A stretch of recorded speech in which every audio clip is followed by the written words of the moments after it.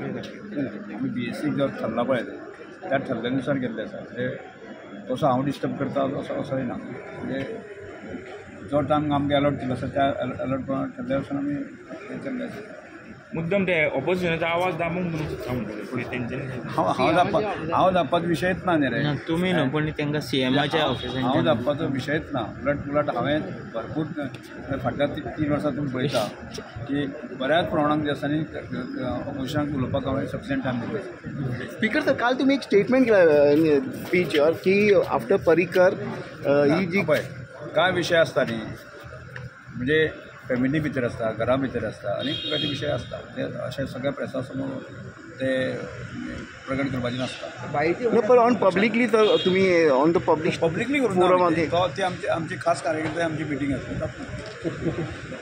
पण तुमकां दिसता तशें सर स्टेटमेंट करून तुम्ही बेजार आहा बीजेपीचेर बी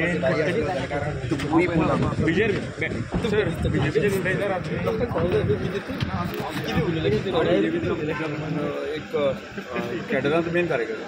तर बाह्य असलेले वेगळेच आसता आसले सिच्युएशन कारण त्यांचे परफॉर्मन्स सरकाराचे ओल्ड सगळं हे हांवें सांगपाक न्ही तुमकां खबर. तुम्ही मिस करता तेका बाईक मिस करता सर तुम्ही बाईचे तुम्ही मिस करता.